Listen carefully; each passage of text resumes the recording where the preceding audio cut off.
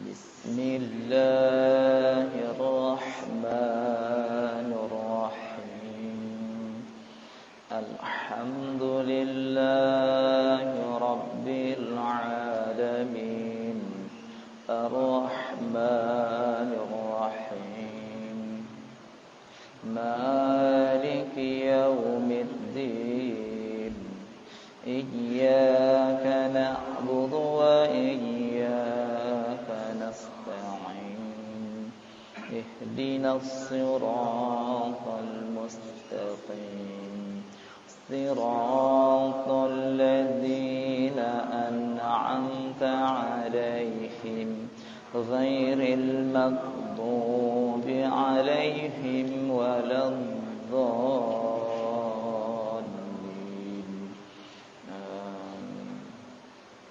Wa ila arwahi masyaykhina wa ila arwahi abaina wa ummahatina kiramil Fatihah. Bismillahirrahmanirrahim.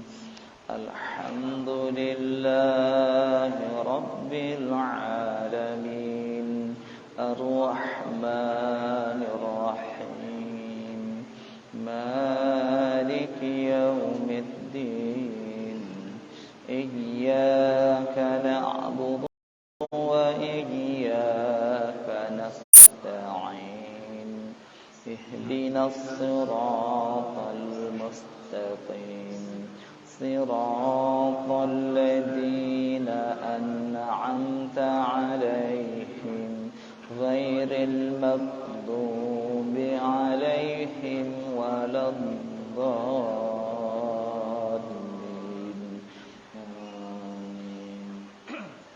A'udzu billahi minasy syaithanir rajim. Bismillahir rahmanir rahim. Alhamdulillahi rabbil alamin. Wassalatu wassalamu ala asrafil anbiya'i wal mursalin wa ala alihi ashabihi ajma'in. Qala al-mu'allif rahimallahu ta'ala adawama wa nafa'ana bi ulumihi bid darain amin. Thumma qala Allahumma hidayatal lis-shawab ya rabbal alamin.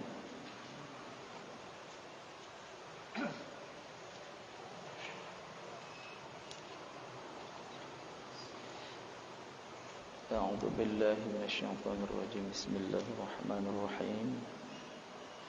Dan bagi orang yang makan riba, Allah jadikan neraka bagi orang-orang yang berbuat maksiat yang telah lalu, ya, termasuk yang berbuat zina, orang yang makan riba, dan orang yang minum arak. Ini hal-hal yang dilarang, merupakan dosa besar, dikerjakan enggak taubat sampai akhir hayatnya, maka akan dimasukkan Allah ke neraka tadi. Dan bagi orang yang menganiaya anak yatim, dianiaya pula, awak suruh menyantuni, menyayangi anak yatim, tapi di sini dianiaya pula, dimakan pula hartanya. Dan bagi orang yang mengupat-upat, menggibah, awas, hati-hati. Mulut ni kadang-kadang enggak bisa ditahan, lepas selalu kontrolnya. Akhirnya saling menceritakan. Karena kita ini memang nafsu, suka kali melihat aib orang, enggak suka lihat aib dirinya. Mulut enggak suka diam, selalu mau ngomong aja. Yang diomongkan tuh kadang-kadang itulah yang suka nafsu, aib orang lain. Itulah namanya mengupat-upat, menggibah. Kata Nabi, menggibah itu seperti makan daging, ya. Dagingnya manusia, bangkai manusia. Makanya hati-hati. Neraka lah. Yang bahayanya mengupat-ngupat ini, selain tobat dia mesti minta maaf. Belum dia nanti diterima tobat kecuali minta maaf sama orang yang diupat-upat, yang dighaibah tadi. Nah, itulah masih enak kita. Kalau maksiat langsung ke Allah, minta ampun langsung diselesaikan. Tapi maksiat kepada makhluk, tunggu dulu. Berat ini. Minta ridho, minta maaf, termasuklah menzalimin orang, mencurikah. Nah, itulah bahaya besar nanti. Nampaknya ringan tapi berat luar biasa. Kalau di dunia masih gampang, bermudah-mudah kita minta maaf. Kalau enggak dimaafkan ya sudah, bukan urusan kita lagi. Urusan kita minta maaf. Tapi nanti kalau di padang mahsyar susah. Iya. Berkeliling awak begitu banyak makhluk nanti di padang mahsyar. Nyariin orang yang telah kita zalimin, orang yang kita telah berbuat curang sama dia, telah kita upat-upat, kita ghibah dia. Nanti di sana susah payah kita nyariin orangnya. Kalaupun jumpa, nanti setelah selesai perhitungan dituntutnya, awak bayarnya pakai pahala awak. Makanya nanti tumpur setumpur-tumpurnya, walaupun banyak pahala kita di dunia, tapi ketika nanti hari pembalasan itu, yang namanya kiamat di padang mahsyar itu, habis tekor.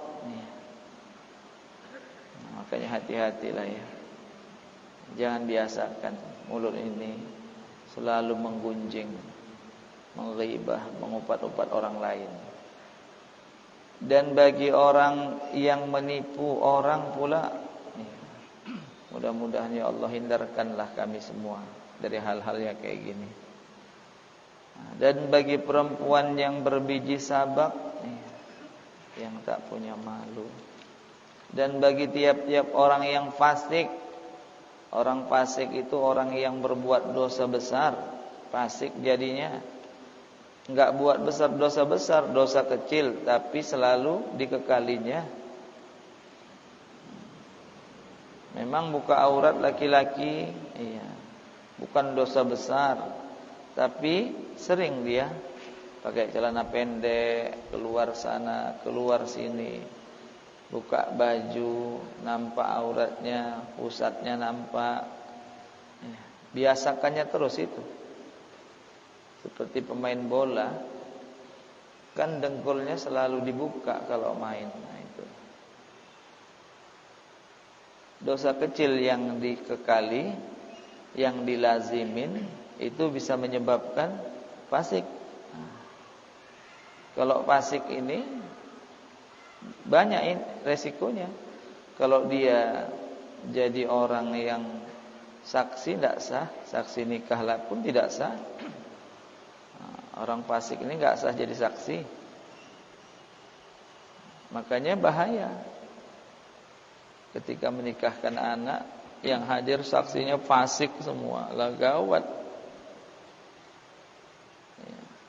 Orang yang enggak sembahyang jatuh fasik. Makanya kalau ada nikah saksinya enggak sembahyang semua, enggak sah nikahnya. Karena fasik saksinya. Dia mesti ada 2 orang saksi yang mastur adalah, yang lebih banyak kebaikannya. Yang enggak dikategorikan fasik. Kalaupun berbuat dosa cepat dia istighfar. Kalaupun dosa kecil-kecil, astaghfirullahaladzim, astaghfirullahaladzim. InsyaAllah lah ini. Nah, itu makanya dulu kan di masalah bab munakahat, guru menceritakan masalah pernikahan itu tadi. Gara-gara saksinya fasik bisa jadi enggak sah. Contoh kata dia, makanya kalau nikah itu jangan campurkan perempuan sama laki-laki dalam satu majelis. Pisahkan dulu ketika majelis akad itu tadi, untuk menghindari saksinya supaya jangan jatuh fasik. Macam mana, kenapa kok bisa jatuh fasik? Saksi yang tak sanggup ketika bercampur dengan laki-laki dan perempuan itu sudah maksiat kalau bukan muhrim. Dan kemudian laki-laki yang jadi jadi saksi tadi tak sanggup untuk menjaga dirinya, matanya. Bangsa laki-lakinya matanya jelalatan. Yang jadi pengantin cantik pula itu. Pakaiannya adat Jawa, pakai kemben, dodotan nih. Tumpah di atas, rapi di bawah kan itu. Laki-laki yang hadir, yang jadi saksi nggak sanggup, bolak-balik matanya lihat sebentar, tengok lagi, tengok. Itulah yang bisa menyebabkan dikekalinya jadi fasik. Bahaya itu. Itu makanya kalau bisa, seharusnya setiap ada acara pernikahan anak-anak saudara kita, pisahkan dulu. Laki-laki semua. Pas majelis akad itu tadi, selesai sudah, baru panggil pengantin, tanda tangan segala macam. Itu urusan lain. Karena negara kita ini sudah nggak bisa, sudah bercampur baur, diangkut, sudah umum balwa kata ulama, sudah nggak bisa dipisah-pisahkan lagi. Tapi untuk al-ibadah itu makanya pakai tabir. Kenapa pakai tabir? Untuk urusan ibadah pakai tabir. Jangan sampai lihat-lihatan. Urusan mengaji pisahkan antara laki-laki dan perempuan. Jangan lihat-lihatan. Nanti kalau lihat-lihatan enggak masuk ilmu itu. Karena dalam menuntut ilmu, dalam berbuat ibadah, ada sesuatu yang diharamkan dibuat. Itu makanya kita ngaji sampai dimulain, ya. Guru saya itulah ngajarkan, mulai dengan istighfar kata dia. Kenapa? Dosa awak ini banyak. Jadi dengan istighfar itu Allah ampunkan. Ketika mengaji, hatinya lagi bersih, lagi baru minta ampun, makanya masuk ilmu itu. Bacakan silsilah pula, bacakan Fatihah ke baginda Rasulullah, bacakan Fatihah kepada masyayikh, guru-guru awak yang masih hidup maupun yang sudah wafat, orang tua awak, begitu pula. Jadi kalau istilah nyambung, nyambung. Bahkan ilmu itu bisa nyambung ke guru-guru lagi ke sana. Terus, insyaallah Allah berikan itu tadi kemampuan, keberkahan ilmu itu sampai nanti keberkahan Rasulullah pun sampai ke kita. Insyaallah taala. Makanya nanti mengaji ini bisa diukur. Kalau mengaji yang diberkahi, ilmu ini lengket sampai lama. Sampai lama itu. Terkadang enggak hilang-hilang itu. Ada masalah hidup, menjawab ilmu itu langsung. Itulah ilmu yang berkah tadi. Ya. Berapa banyak kita dengar ceramah, kita dengarkan segala macam tausiah. Kadang-kadang sedikit yang dibawa, sedikit yang diingat. Tapi kalau mengaji boleh ditandain.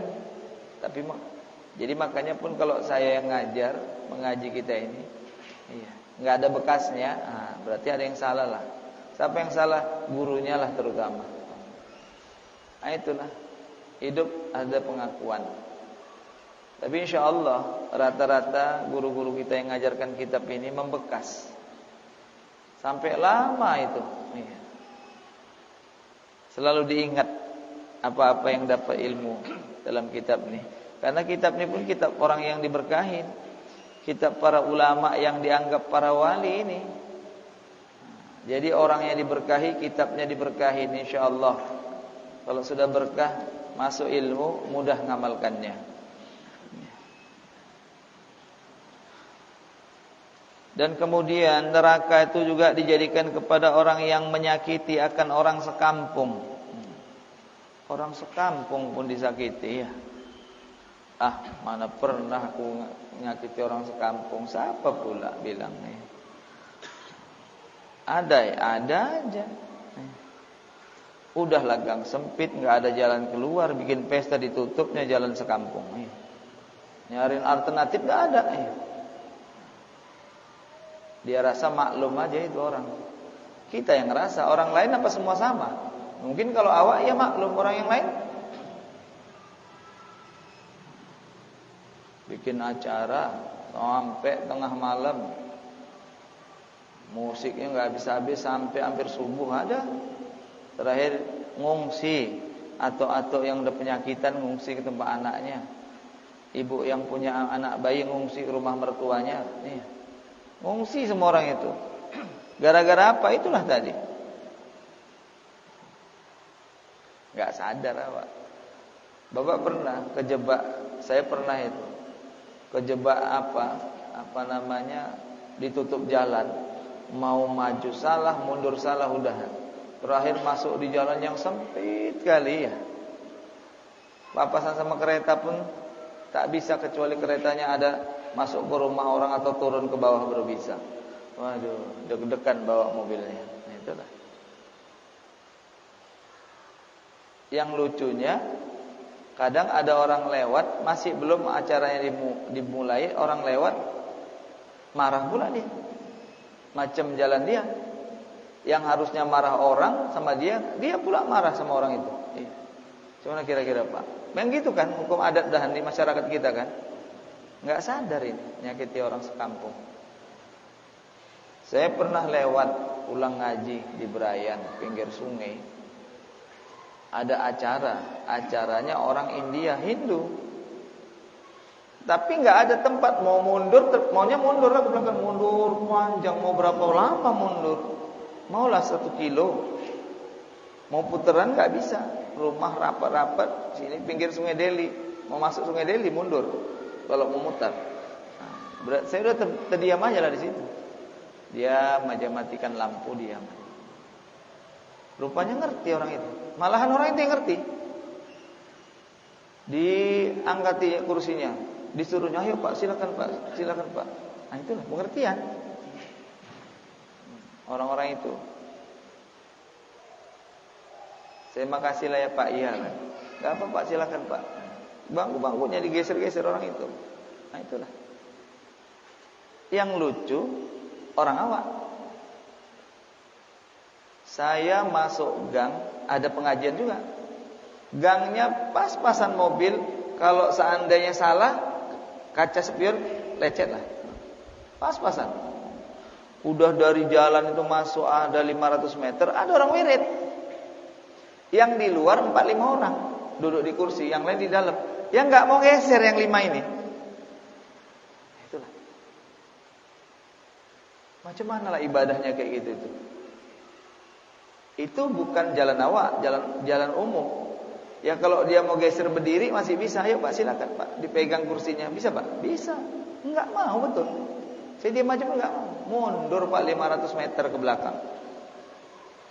Salah mobil patah mungkin itu apa namanya, kaca spion kalau salah enggak pas mundurnya. Nah, itulah. Banyak malah orang kita ini yang kayak gitu. Banyak ini. Tapi maklumlah Pak, namanya pesta, walimah. Pertanyaan, walimatul urus itu hukumnya apa? Sunnah. Udah gitu walimatul urus itu disuruh gede-gedean? Enggak. Awaknya yang selalu pingin besar-besaran, pantang nengok kawan sebelah bikin acara besar, awak maunya lebih besar. Nah, itulah. Rasulullah walimatul urus dengan salah satu istrinya cuma mengundang 300 orang, kuenya 300 biji. Berarti kan satu orang kasih kue 1. Kenduri kan udah walimatul urus sudah. Cuma kita enggak gitu. Kalau enggak ngerantang 3.000, ngundang orang 5.000, bukan pesta namanya. Itu makanya nyembelih lembu 2 ekor jadi, walaupun utang. Yang lucunya dipaksa pula. Kalau enggak gitu enggak pesta. Nah, itulah. Akhirnya apa? 3 hari 3 malam menutup jalan. Iya. Terakhir saudara awak yang mau kerja bingung naruh mobil yang jauh, terpaksa gak naik mobil, jalan kaki, naik Grab. Yang mau keluar naik kereta gak bisa juga, paksa naik angkot keluar. Ditutupnya.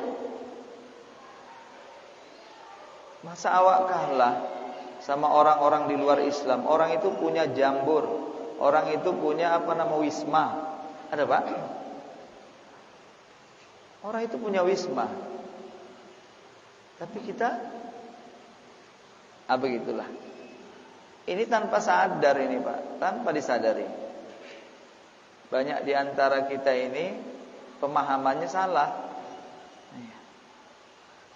Aturannya dari sana udah ditulis, mohon maaf, mohon izin bapak-bapak, jalan sementara ditutup. Minta izin, mohon maaf sama orang yang lewat. Itu baru betul. Ini orang yang dimarahin, suruh balik pula. Kau nggak ada pikiran, kau udah orang pesta pun lewat. Bukannya minta maaf ya Pak ya, mohon maaf ya. Kalaupun make juga ya mohon maaf. Iya Pak, kan gitu orang. Maklum orang kan. Tapi itu tadi nggak terasa nyakitin orang sekampung. Melainkan orang yang taubat daripada segala dosa. Kalau taubat, insyaallah, makanya kita disuruh taubat sesegera mungkin. Kenapa? Tindak tanduk kita, tingkah laku kita, keseharian kita. Contohlah ini mengaji. Mengaji salah satu padilahnya dihapuskan dosa orang yang ngaji ini. Selangkah dihitung ibadah setahun padilah pahalanya. Segala binatang laut dan udara dan segala malaikat memohonkan ampun bagi orang yang ini. Insyaallah, walaupun hari ini mengaji matanya ngantuk ketiduran pun Allah hapusi dosa. Allah kasih pahala besar. Apalagi orang yang paham, yang dengerin kajian sungguh-sungguh. Tapi nanti gitu bubar dari sini, ya, kalaupun seandainya ada dosa, dosa yang baru lagi, dosa yang kemarin selesai sudah. Itu makanya kita nggak bisa tidak sepanjang jalan kalau bisa, asal ngerasa salah sedikit, astaghfirullahaladzim. Suruh cepat, wasari'u ila maghfiratin mir rabbikum. Suruh cepat kita bersegera untuk mohon ampunan kepada Allah. Kenapa nggak tahu Pak? Hidup ini nggak pernah bisa diprediksi nanti beberapa detik kemudian. Mana ada bisa prediksi? Nggak ada yang tahu apa yang bakal terjadi. Itu makanya percepat taubat sungguh-sungguh. Yang suruh buru-buru, yang boleh tergopoh-gopoh kalau dalam kitab Melayu gitu. 5, salah satunya itu. Sedangkan kita sembahyang, maghrib sudah azan, imam sudah baca, itu pun gak ada disuruh buru-buru. Yang buru-buru 5 kata Rasulullah. Artinya apa? Kalaupun terlambat awak bisa masbuk Mas ya. Tapi kalau yang 5 itu disuruh terburu-buru. Tapi sekarang itu yang 5 pula orang malas. Tobat, malas. Bayar utang, malas. Nikahkan anak perempuan suruh cepat, enggak mau. Tunggulah, kau belum balas mama, kau bapak, kau berkarir dulu, kau sampai jadi menteri, kau berkawin. Terakhir jadi perawan tua. Umur sudah 30, mau dapatkan pasangan, yang 30 udah kawin semua. Tunggulah dudanya. Perempuan ini payah. Kalau sudah usia ke 25 ke atas, itu sudah bingung itu orang itu. Tapi dulu waktu ada yang mau umur 20 tahun, tak mau dia. Belum siap ini, belum siap. Nah itulah. Bahkan kata Nabi suruh cepat. Nabi sudah tahu. Nguburkan, suruh cepat. Tapi sekarang dilambat-lambati. Meninggal jam 12, besok dikuburkan jam 12. Entah mau diapain. Tengok di Aceh. Sekarang Kota Bangun lah. Bapak boleh lihat Kota Bangun. Meninggal sore siap asar jam 5 pun dimandikan orang itu. Siap isya dikerjakan orang itu di kuburnya. Cuma kira-kira Pak. Kenapa? Karena itu suruhan.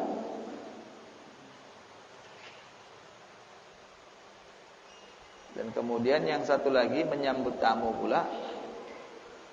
Itu makanya dibilang beda ketika kita datang ke tempat orang miskin, terutama di kampung sana, sama di kota, tempat orang kaya.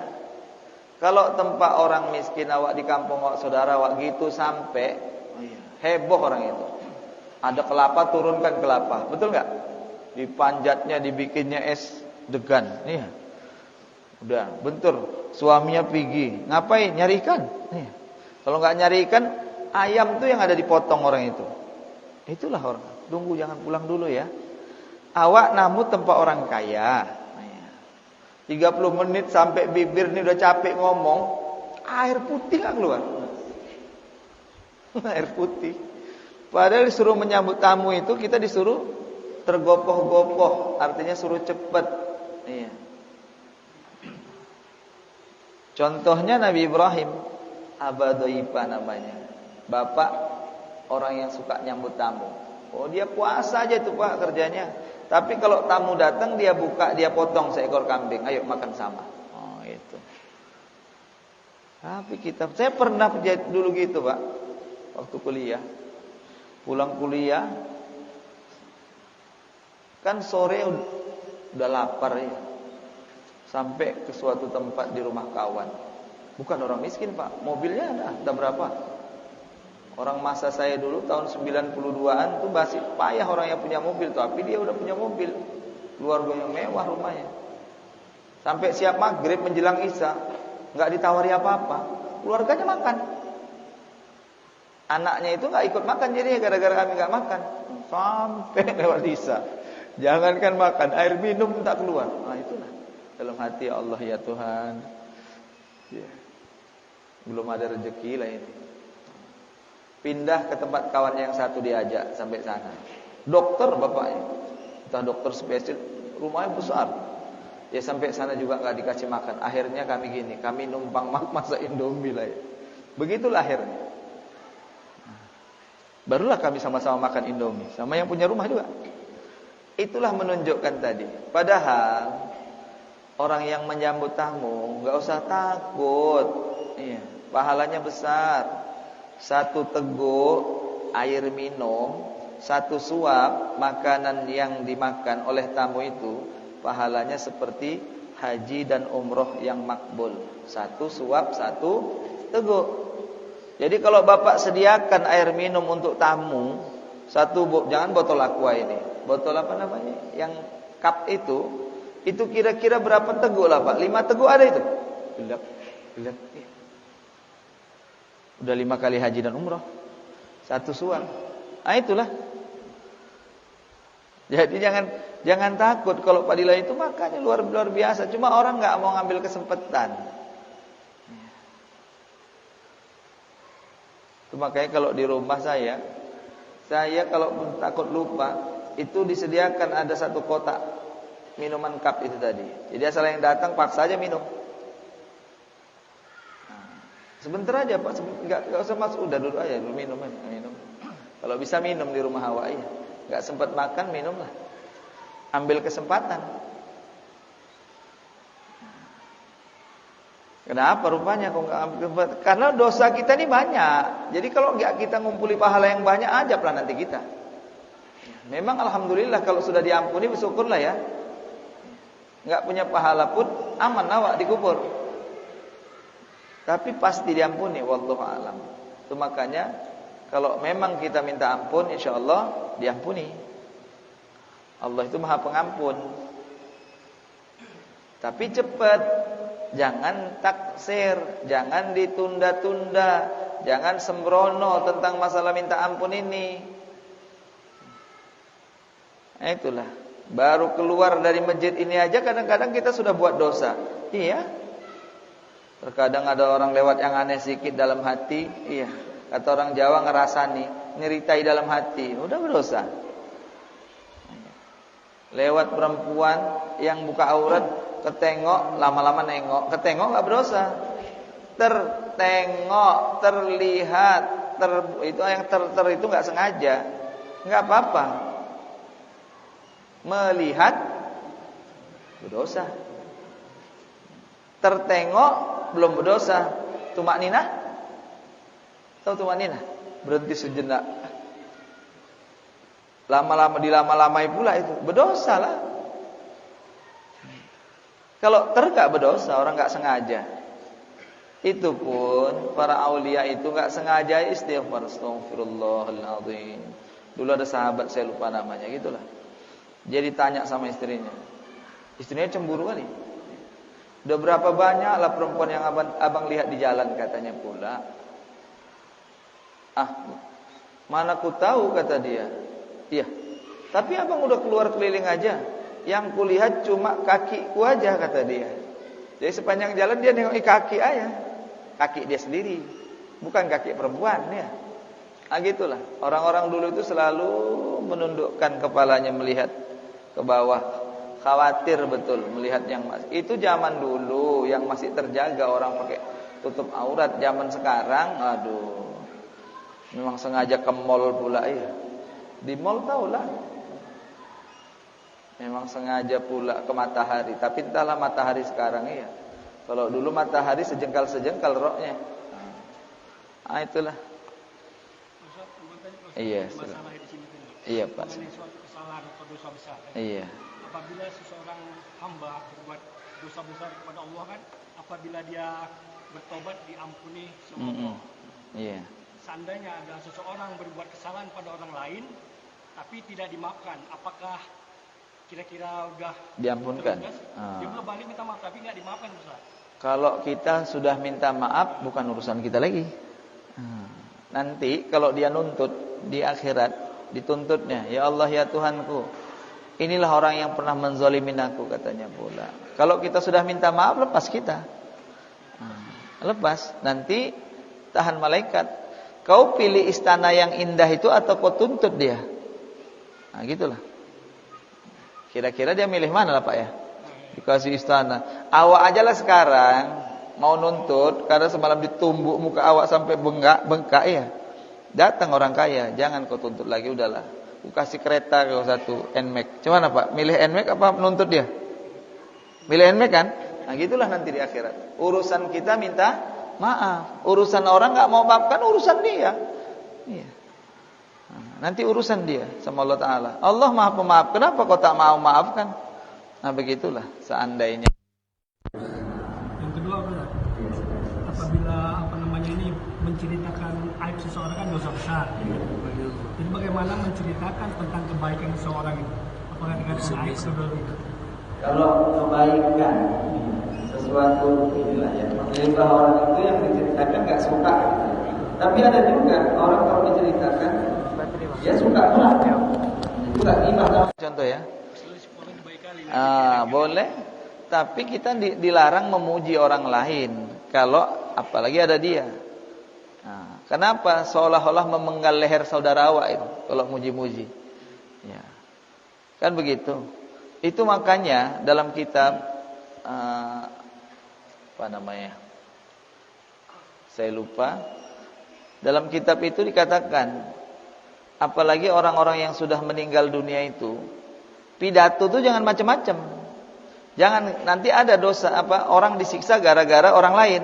Salah satunya karena meratap, disiksa dia.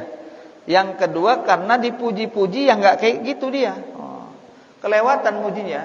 Kan ada orang pidato gitu, dia ini baik kali, segala macam kata orang. Nanti kena itu. Kayak gitu rupanya kau selama ini. Ternyata enggak ajab lah nanti. Gitulah. Makanya kita hati-hati juga kalau memuji orang lain. Kalau enggak ada dia enggak apa-apa. Untuk jadi iktibar ya boleh. Kalau bisa enggak usah sebutkan namanya. Kan gitu. Ada seseorang luar biasa baik kali begini, ya begitulah. Karena kalau didengar enggak semua orang dipuji senang. Dipuji itu bisa nahan diri daripada yang namanya ujub tadi. Takutnya kupingnya enggak turun-turun naik aja gini kan bahaya. Tuan Usman dulu kalau dipuji orang merah mukanya. Merah mukanya. Nandakan enggak suka dia. Tapi kalau dihina orang, bahagia kali mukanya. Tuan, dibilang orang itu kita ngaji kajian bawa pokok pisang katanya. Rumah dia banyak pokok pisangnya. Iyalah katanya. Alhamdulillah, senang kali dia. Itu orang-orang yang sudah dapatkan karunia Allah Ta'ala. Ketika dia dicaci maki, memang gitu dia jawab. itulah kau lah memang. Ketika dihina orang, memanglah kau yang orang yang hina. Direndahkan orang, betul lah kau. Dibilang orang bodoh, baguslah ya. Kalau enggak, awak umpamanya udah tahu hebat, dibilang orang bodoh, mana enggak. Tapi kalau kita merasa memang kita bodoh, ketika dibilang orang bodoh, kita enggak malu. Merasa kita hina, dihina orang sudah biasa. Apa kau hebat? Bilang seperti itu. Ngomong atau dicaci orang, pantas memang kalau dicaci dihina orang.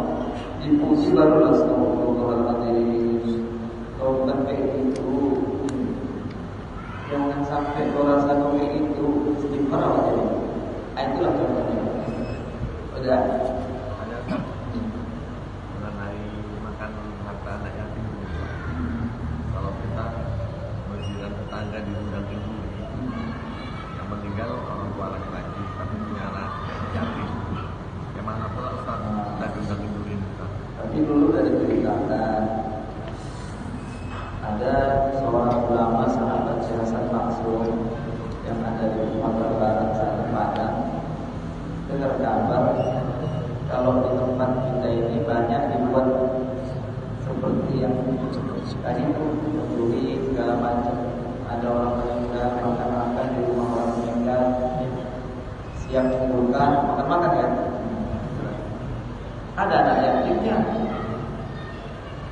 Itu saya rasa maksudnya. Oh, kalau di negeri kami itu gak haram katanya. Mungkin di negeri buat itu haram. Beda pula. Di sana namanya hukumnya beda. Di negeri kami kalau ada orang meninggal segala macam, itu yang masak bukan yang ahli musibah, bukan duit dia. Itu tetangganya ngumpul. Kalau zaman dulu lagi Pak bawa beras ya, bawa mihun segala macam, ikan asin, ikan dibawa. Sekarang mungkin nggak dibawa, tapi ada uang baskom. Datang ada uang kotak infak ya. Datang lagi nanti dari STM kasih juga 3 juta ya. Contoh. Pernah saya tanya, uang bulan itu sampai 40 hari habis. Kalau memang disediakan spesial untuk memang. Paham ya? Berarti kalau begitu kita boleh sangka baik yang dibuat itu dan situ. Tapi kenyataannya memang itu. Tapi kalau memang uang anak yatim itu hartanya suaminya dan yang meninggal belum diwati warisan ini, itu tidak boleh dikeluarkan. Takutnya itu makan harta anak yatim. Paham? Karena di situ ada harta anak yatim, ada pula. Istri dah berapa? 1/8, sisanya anak-anaknya. Kalau nggak ada orang tuanya masih hidup, kebagian harta begitu. Jadi nggak boleh sembarangan. Tapi kalau di kampung awal itu rata-rata, ya kan Pak Sofian kira, uang STM ada nggak? Uang infak orang dari orang-orang yang takjiah segala macam. Jadi kumpul-kumpul banyak, cukup itu. Bikin tahlilan 3 hari, nanti malam ketiga masa-masa ada. Hari meninggal itu tetangganya yang masak, ada yang masakan. Ada 10 anak-anak. Keluarga Ja'far dulu meninggal begitu, disuruh Rasul suruh bikin makanan supaya orang yang ditinggal tadi jangan sampai larut dalam kesedihan. Biar supaya dia masih mau makan juga. Nanti gara-gara itu ngedropnya. Paham ya? Kayak selama 3 malam didatangin orang terus rumahnya biar ramai. Kalau habis meninggal nggak ada orang datang takziah di rumah kan sepi. Kalau sudah sepi, kadang-kadang ini ada yang ditinggalkan suami perempuan dipanggil. Bagaimana pemikiran? Sudah makanya ulama kita itu buat acara takziah sampai ada yang 3 hari, nanti malam ke-7 masih ada lagi orang yang datang mendoakan. Masalah dibuat makanan itu terserah yang punya rumah. Itu pun jangan sampai ambil harta anak yatim tadi. Begitu. Jangan dipaksa-paksa, enggak disuruh juga. Tapi karena kita orang Indonesia ini guyuban itu ada. Banyak nyumbang uang itu ada. Itu uang warisan ya, orang soleh meninggal. bukan uang warisan. Uang warisan itu uang ketika seseorang masih hidup kemudian meninggal, hartanya yang ditinggalkan namanya warisan. Jangan pula nanti bapaknya masih hidup, Pak mana warisan Pak? Orang masih hidup kok minta warisan. Kau pikir kau dulu bapak cuma mati kan itu? Kalau belum mati belum jadi warisan. Itu makanya kalau orang tua ngasih ke anak masih hidup namanya hibah, bukan atas nama warisan. Kalau warisan tertentu pembagiannya sudah ada ukurannya, nggak boleh lebih, nggak boleh kurang. Makanya sekarang banyak orang meninggalkan warisan nggak sesuai dengan agama aturannya. Itu makanya banyak orang berdosa gara-gara itu. Kata Nabi, yang pertama ditinggalkan hukumnya hukuman faraid. Warisan sudah biasa. Begitu meninggal seseorang baginya nanti 30 tahun yang akan datang. Udah mati yang pewarisnya tinggal cucu-cucunya, situ pun belum dibagi. Bahaya ini. Nanti nggak tahu warisan mana yang punya. Kalau sudah kecampur begitu susah baginya. Itu mesti jelas. Itu makanya bapak yang punya harta supaya nggak bagi warisan, masih hidup ini bagian di rumahnya. Punya anak dua ini nak, sebelah segini ukurannya ini rumah tua ini cukup jauh kaki. Jadi kami selama hidup numpang ini jangan diusir ini. Boleh pakai syarat orang tua apa seperti. Kalau enggak nanti bahaya berdebat. Kalau udah punya semua ya ini balik plan, bapak nggak punya rumah lagi, selesai. Itulah kira-kira. Habis juga selesai juga. Ada. Sampai tadi. Ya, boleh nyambung sedikit Mas, masalah makanan yatim tadi. Seandainya lah dia anak yatim, tapi bapaknya pengusaha, termasuk kan orang kaya. Jadi diundang mengenai tentang masalah tadi udah ada tadi. Ini udah habis 1000 harinya ada. Padahal kan bukan uang orang lain, uang pribadi. Bagaimana itu Ustaz?